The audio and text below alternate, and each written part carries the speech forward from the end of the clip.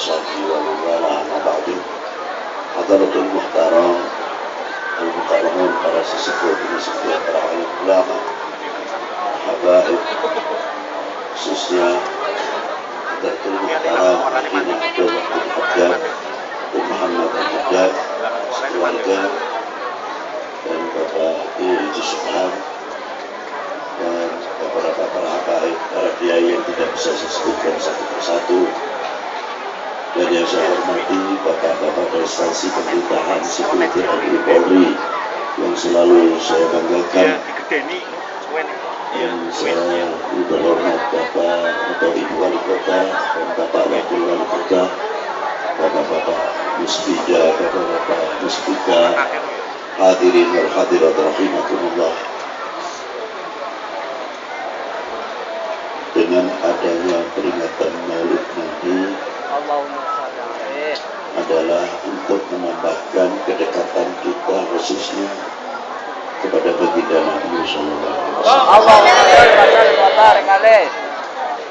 Karena dengan kedekatan kita kepada baginda Nabi Sallallahu Alaihi Wasallam akan menambah mahabbah dan tambah dekatnya kembali kepada baginda Nabi Sallallahu Alaihi Wasallam. Karena kita dekat, pasti kita akan lebih jauh mengenal riwayat hidup sejarah baginda Nabi Sallallahu Alaihi Wasallam. Kalau saya tafsirkan lebih nyentrik sedikit atau lebih jauh, ada satu ayat diawali dengan kalimat subhana. Kalimat subhana bukan sembarangan. Artinya Allah Ta'ala menunjukkan kemahaannya yang tidak bisa dicampuri oleh siapapun, suatu apapun. Di antaranya ketika Allah Ta'ala memperjalankan dalam Isra wal Mi'raj, diawali dengan subhanalladzi asra bi 'abdihi, dengan menggunakan kalimat abdihi, walam yakul bi nabiyhi, walam yakul bi rusulihi, walam yakul bi khalilihi, tapi yang diangkat abdihi. Maha suci Allah yang telah memperjalankan hambanya. Yang dimaksud hambanya di sini adalah orang yang sangat sempurna dalam bentuk maqamatil ubudiyah. Jadi bukan kalimat abdihi makna antar hamba dan Tuhan, antar hambanya dengan Tuhannya, tidak. Tapi kalimat abdihi ini dijawab pula ketika Allah Ta'ala berfirman untuk para pewaris Nabi, innama yakhshallah min ibadihil ulama. Ini perbandingan kalimat abdihi, ke bawahnya ibadihil ulama, tapi telah disifati oleh Allah. Siapa ibadihil ulama untuk menunjukkan kesempurnaannya para ulama? Alladzina yakhshallah fi qulubihim. Itu khosyah, itu tanda bukti. Nah, di mana untuk menunjukkan keistimewaan, kehebatan Rasulullah, kalimat abdihi, firman-Nya Allah Subhanahu wa Ta'ala, satu contoh saja. Ketika Allah Ta'ala berfirman, "Qul law kana al-bahru midada li kalimati rabbi", yang mengucapkan, diperintahkan untuk mengucapkan Rabbi siapa? Ada mutakalim di situ, bukan Robba, bukan, tapi Robbi, pakai mutakalim. Kalimat Rabbi ay kalimat wal Quran. Rabbi kepada baginda Nabi Sallallahu Alaihi Wasallam yang diperintahkan untuk mengucapkan dari Tuhanku, dari yang mentarbiyahku. Ada bani Rabbi fa ahsana ta'dibi. Sedangkan kalimat Rabbi ini hati-hati kalau salah tafsir, salah ngupas. Memang sedikit terlalu tinggi. Kalimat Rabbi, Allah Ta'ala telah membuat satu argumen yang luar biasa. Seandainya lautan ini aku jadikan tintanya, di dalam lautan itu berapa ilmu mendapat dari Allah SWT yang merupakan midat dari ilmu pengetahuan, ilmu yang lain-lain dan sebagainya. Bukan sekadar kita melihat luasnya lautan, tapi ada nilai-nilai filosofi yang luar biasa. Nilai filosofinya di mana? Kita lihat. Ini musim rendah, musim muda. Benar deh? Ya namun kayak kiai musimnya, yang umpamanya setegal baik satu kata Pekalongan ya ora apa-apa. Banjir umpamanya naudzubillah. Sing kuning wujude banyune, sing gawe runtah, sing macem-macemin. Melayune sedaya ten pundi niku? Ning laut. Sing dideleng sampean nalikane nelingan li laut apa? Banyu. Ngerti caci itu yang ngerti itu banyu. Tapi ada keistimewaan yang mahal yang harus panjenengan mengambil contoh ibroh atas ciptaannya Allah. Napa diantawisipun banyu semono blek sing ora saking gedene banjir minci pamali nganti sanggarung nganti tekan cicil langsung arane cibilang-bilang nganti ciluba. Berhasil kabeh manjiring wa ilalau sing tak herani siji ninnya napa bi kuwe sepira runtai sing manjiring jero laut langkah sing bisa tekan tengah uluh minggir kon minggir tengahnya ora bisa kon budak batang sepira belakangnya runtah sepira runtai minggir aja gini penting nyongkon iya laut mempunyai pendirian sing pindone maning banyu banjir pirang-pirang kali sing gede-gede ora tahu bisa ngobah asine banyu laut kok banjir kayaknya bukan asine kurang ya Allah malah tambah asin. Jadi laut mempunyai pendirian, mempunyai jati diri, mempunyai kehormatan. Loro iwak sini laut kok iya jarinya merasa budaya mani wong sing uripe banyu asin. Pancing langsung tinggal tukokna bawang kowe. Dikasih mateng sikat kurang suwe. Ya. Ya betul. Dadak diganti asing mani karo primen.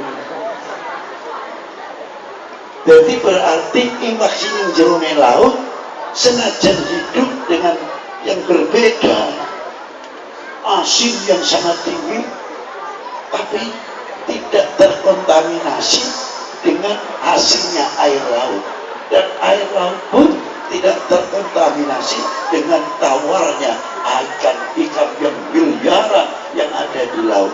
Kira mau bangsa ini jati diri kabeh kayak dia, tapi hidup bersama haknya masing-masing. Kaya-kayanya kita Indonesia dah aman loh. Jadi ngelin dari laut terus itu belum pada ngatunya ketontonan sapinya. Wah hebat ini lah. Wah kurang lebihnya. Seterusnya nanti kanjeng ini contohnya dalam diambil ibrah filosofinya begitu hebat. Lah kuwe jumlah ayat sing semono segarane boten mampu, tidak akan mampu menafsirkan kalimat. Kalimat itu diberikan kepada siapa? Kepada baginda Nabi Sallallahu Alaihi Wasallam. Makanya kanjeng Nabi ora butuh maca. Wong sing diparingaken Kanjeng Nabi lautan baik dadi tintane ora sanggup. Nggih mboten? Lautan sing umpamane didadekaken tintane kanggo nafsiri kalimah sing diparingaken Kanjeng Nabi sing dikongkon dawuhaken Robbi ora sanggup. Makanya Kanjeng Nabi ora butuh maca, ora butuh nulis, tapi Kanjeng Nabi butuh ditulis karo diwa. Lah ora kasih najak tuh kepingin. Sing menangi Kanjeng Nabi tok ora-orane para sahabat. Nggih betul. Diwaca akhlaknya, budi pekertine sampai luar biasa lain-lainnya. Kalau ora ditulis, ora diperingati sing kados ngoten dulu-dulu. Makanya Kanjeng Nabi ora butuh majalah nulis, bukti Kanjeng Nabi ada bani Rabbi fa ahsana ta'dibi niku hakikate makna Nabiyil Ummi. Nabi bodoh, Kanjeng Nabi bodoh kok napa maning? Kanjeng Nabi manusia biasa basarul, Kanjeng Nabi sing berlian donatnya biasa lah kok dadine apa? Dia Kanjeng Nabi tidak bisa dinilai. Kan maulud besar-besaran buat apa, Kiai? Kan lebih baik untuk fuqara wal masakin atau al aitam. Kanjeng Nabi ditaker gani fuqara. Kanjeng Nabi ditaker gani masakin. Rendah benar itu. Masya Allah. Ma yastahi, apakah tidak malu? Makanya Kanjeng Nabi kunci segala ini terlihat.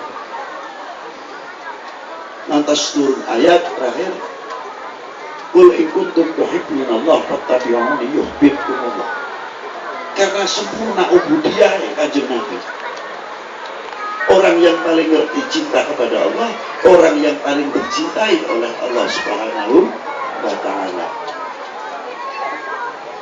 Yang dilahirkan, kenapa waktu dari ketuk seketik? Maha suci Allah ingkang sambung memperjalankan Kanjeng Nabi saking Masjidil Haram nanti Masjidil Aqsa. Ana apa sih? Oh, ada bangunan Ka'bah. Siapa sih bangun? Nabi Allah Ibrahim. Kau ngiling-ngiling sejarah gue. Dan acak lalen karo sejarah. Saiki atar-atar Kanjeng Nabi dipangkas. Apa khawatir apa? Jadi, kalau sudah umat Islam kehilangan sejarah, mau apa? Sedangkan orang lain mempunyai data-data sejarah untuk memperkuat pengikutnya. Orang Islam ditakoni. Lahir Kanjeng Nabi di Madinah. Ini buktinya. Mana rumah tangga baginda Nabi SAW dengan Sayyidatina Khadijah? Jadi di Mekah dulu, mana buktinya? Nih. Saya khawatir nanti apabila di Indonesia, mana buktinya Indonesia dijajah Belanda? Mana buktinya kalau Indonesia adalah wali 9 terhadap rata kuburannya pejuang-pejuang Islam yang menganggap kuburan-kuburan itu sebagai berhala. Ujungnya adalah pengikisan sejarah untuk menghilangkan sejarah supaya kita lupa kepada sejarah yang akhirnya generasi muda akan menganggap bahwa Indonesia dijajah adalah dongeng. Ini bahayanya. Harus waspada. Bahaya. Makanya disinilah peringatan Maulidi, peringatan untuk mengangkat ngatrol sejarah-sejarah. Jangan lupa di Masjidil Haram ada peninggalan Nabi Allah Ibrahim, data otentik, tapi sayang bekas Kanjeng Nabi Ibrahim itu saja. Inilah mestinya kita malu sebagai umat Islam. Di Masjidil Aqsa sama. Dan diperingatkan, apa kok teleneh? Saya punya tafsiran, bukan teleneh.